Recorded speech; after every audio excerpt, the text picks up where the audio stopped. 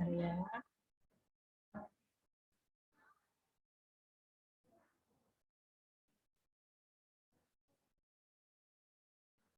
Oke, hari ini teman-teman kita akan bahas mengenai titik didih dan titik leleh.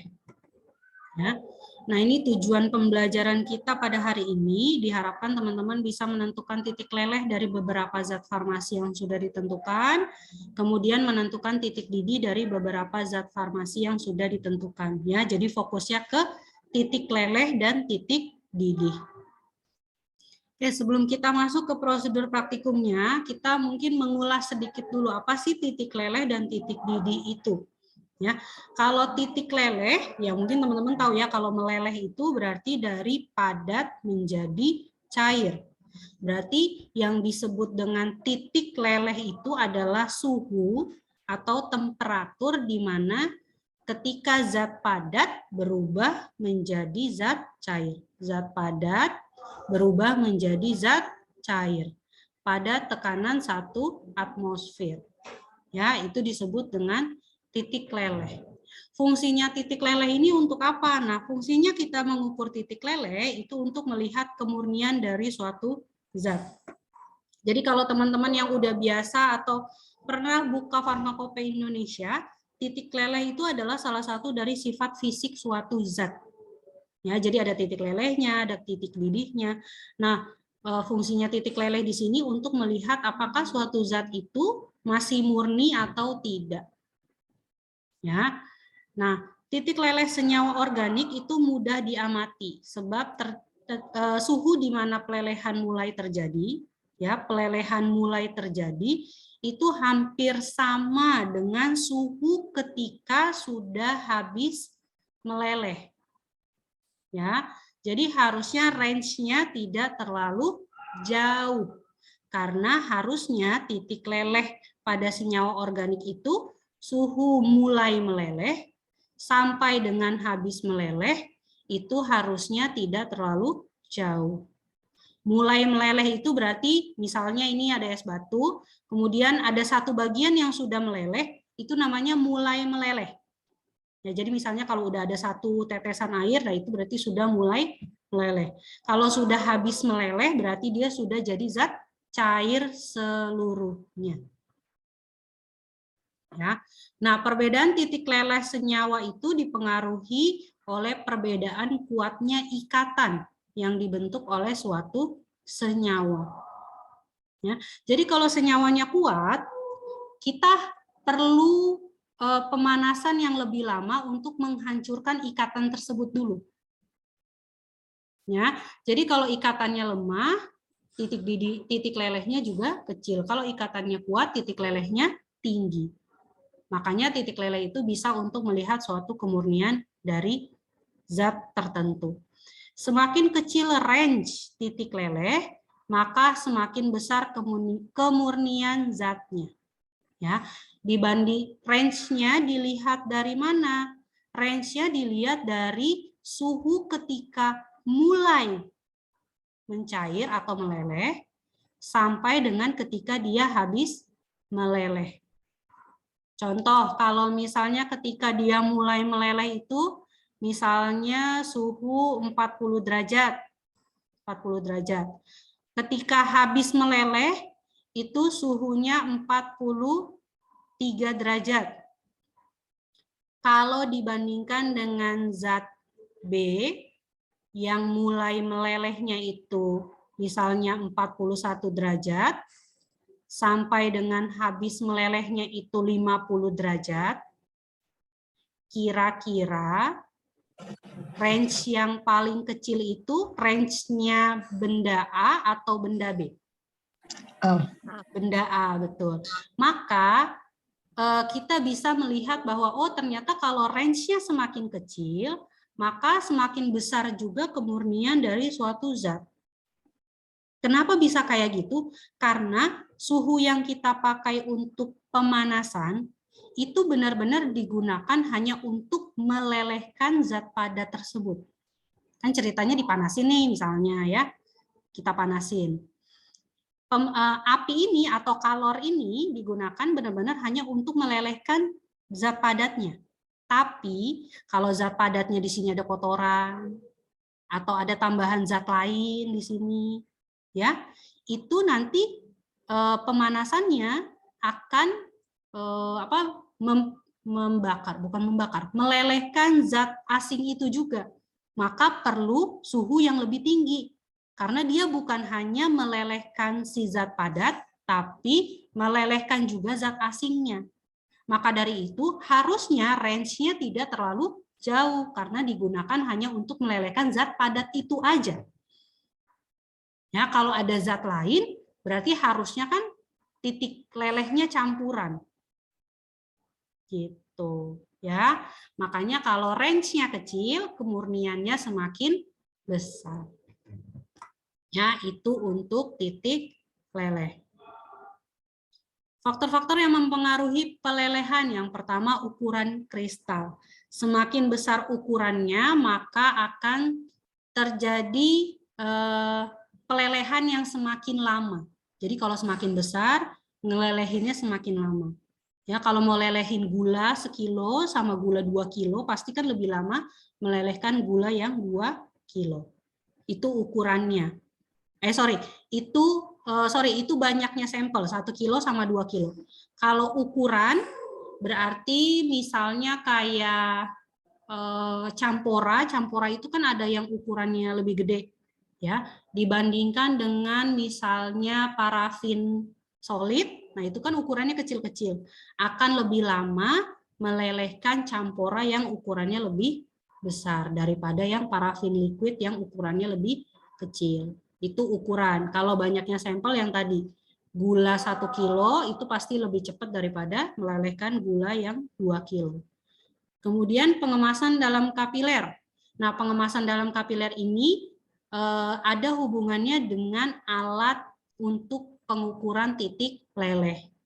Di alat tersebut kita harus memastikan bahwa pemanasan di dalam alat tersebut itu konstan, jadi panasnya tetap. Ya, kalau panas menggunakan kompor, itu kan kalau kompornya kita gedein dia tambah panas. Kompornya kita kecilin tambah kecil. Nah, kalau kita menggunakan alat, suhu untuk pemanasannya itu pasti akan konstan. Konstan itu maksudnya tetap.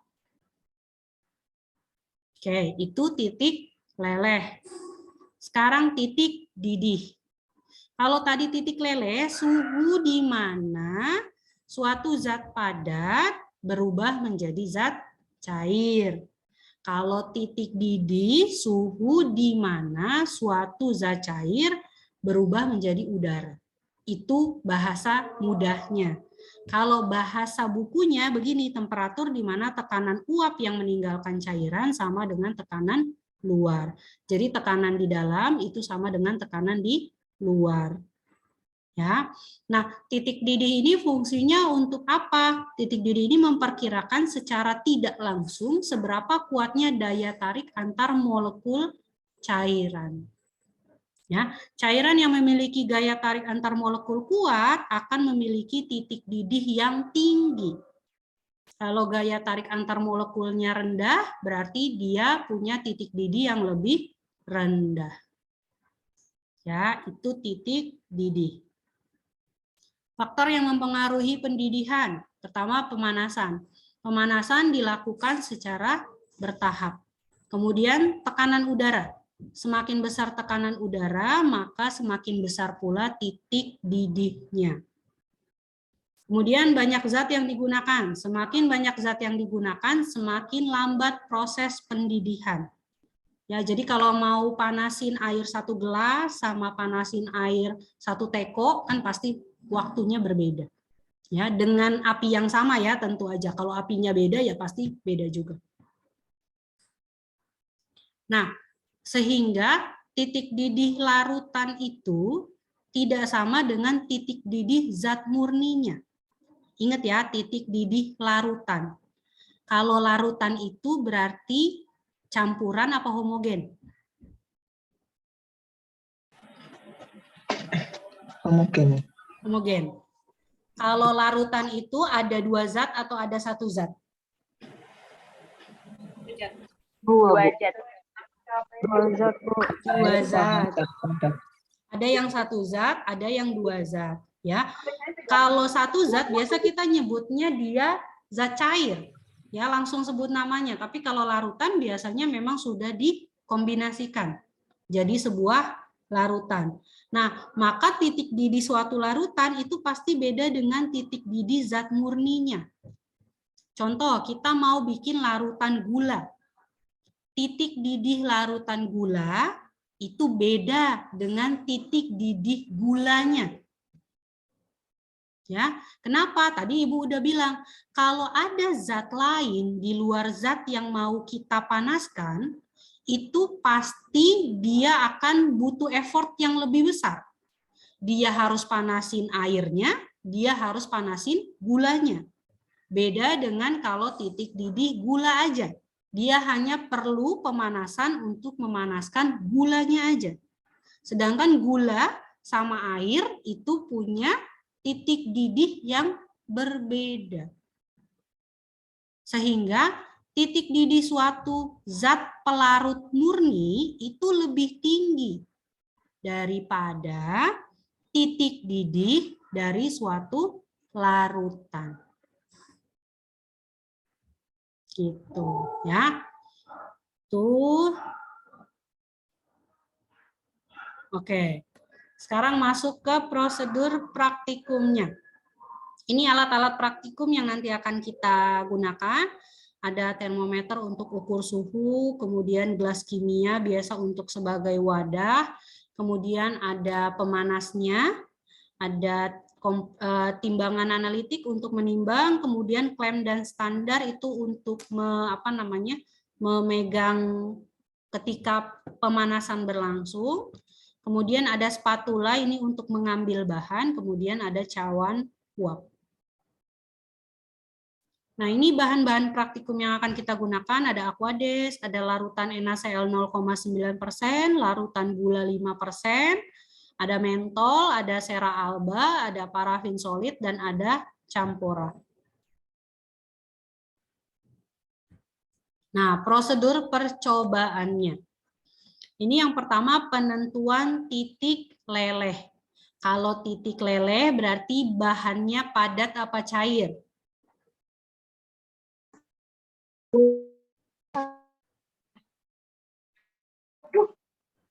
Nah, teman-teman, maaf, suara Ibu nggak putus-putus kan ya? Oh, bahaya. bahaya. Suara Ibu putus-putus nggak? Enggak, Bu. Oh, Enggak, Ibu. Enggak, Ibu.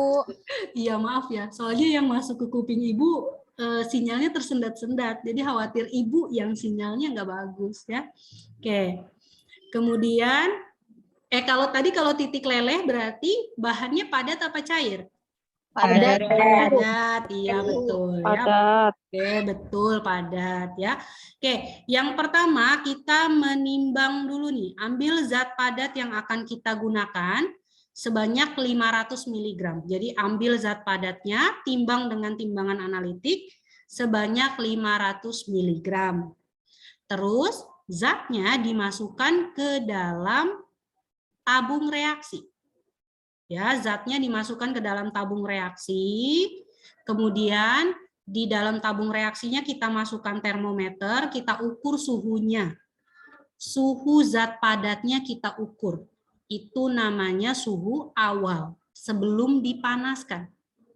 Ya, namanya suhu awal. Setelah itu nanti tabung reaksi yang berisi zat padat tadi kita masukkan ke dalam gelas kimia yang sudah berisi air. Jadi nggak boleh langsung dipanasin, teman-teman. Ya, yang pertama khawatir nanti tabung reaksinya meledak. Yang kedua, khawatir nanti pelelehannya tidak sempurna. Karena tadi pemanasannya harus bertahap. Kalau tiba-tiba dia dapat panas yang terlalu kuat, khawatir gosong. Kalau gula misalnya gitu. Ya, khawatir dia nggak leleh, dia malah berubah jadi zat lain. Maka kita masukkan tabung reaksinya ke dalam gelas kimia yang berisi Aquades, kemudian baru kita panaskan. Ya, nanti kita tunggu sampai zatnya itu mulai meleleh. Ya, nanti zatnya mulai meleleh, suhunya berapa kita catat. Mulai meleleh itu ditandai dari satu bagian dari zat padat sudah mulai menjadi cair. Itu namanya suhu mulai meleleh. Kalau suhu saat meleleh, berarti semua yang ada di dalam tabung reaksi itu udah jadi cair. Itu suhu saat meleleh. Jadi suhu mulai meleleh ketika ada satu bagian yang mencair. Kalau udah mencair semua, kita sebutnya suhu saat meleleh. Artinya sudah meleleh semua. Ya, itu tadi baru satu zat. Teman-teman mengulang hal yang sama untuk zat-zat yang lain. Sampai sini dulu. Ada yang mau ditanyakan? Silakan. Belum? Oke, kita lanjut dulu ya.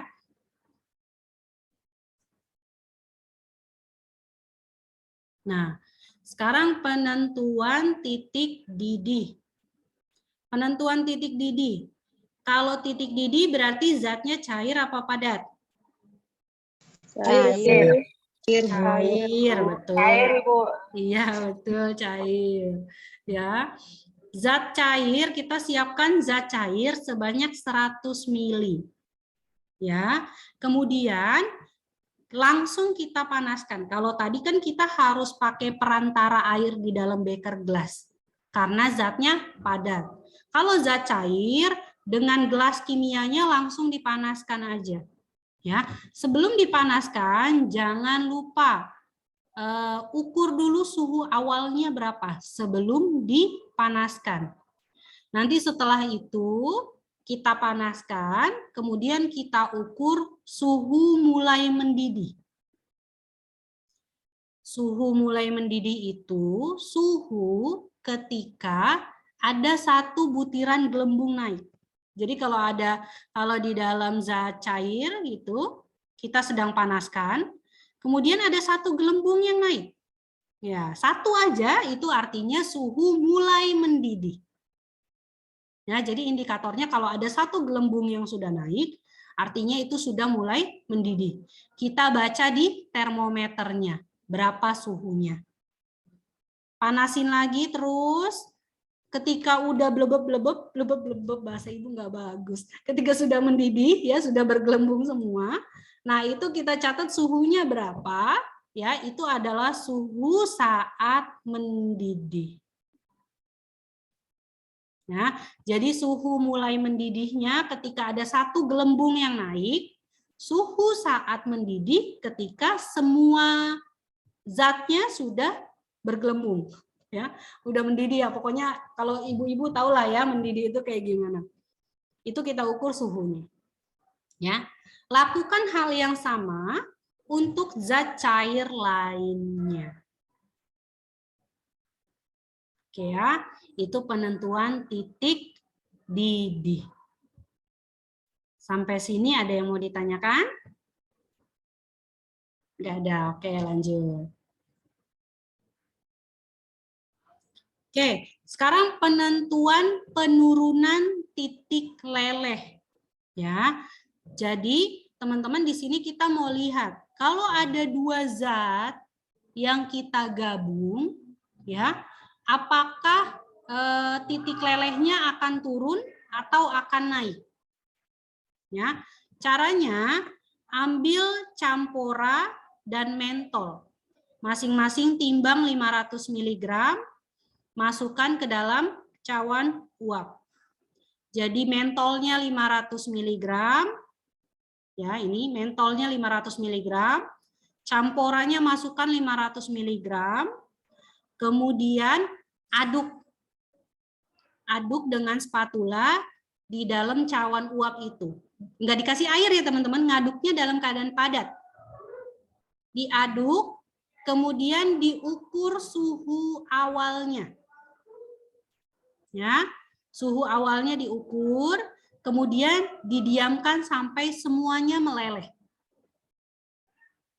Diamkan sampai semuanya meleleh, kemudian ukur suhunya. Nah, suhu tersebut adalah suhu campuran. Ya, biasanya teman-teman kalau praktikum praktek yang ini dilaksanakan duluan. Kenapa? Karena nunggu campora sama mentolnya cair itu lama. Ya, nanti teman-teman udah selesai praktikum semua, ternyata campora sama mentolnya belum selesai kalau dikerjakan di akhir. Jadi nanti teman-teman cuma nungguin itu mencair aja, padahal yang lain udah selesai. Jadi biasanya yang ini dilakukan di awal. Jadi campur-campur, aduk, tungguin, ngerjain yang lain. Jadi nggak terlalu lama. Gitu ya. Oke. Alhamdulillah, terima kasih. Udah, teman-teman, materinya untuk titik leleh dan titik didih ini sampai di sini. Mungkin kalau ada yang mau ditanyakan silakan.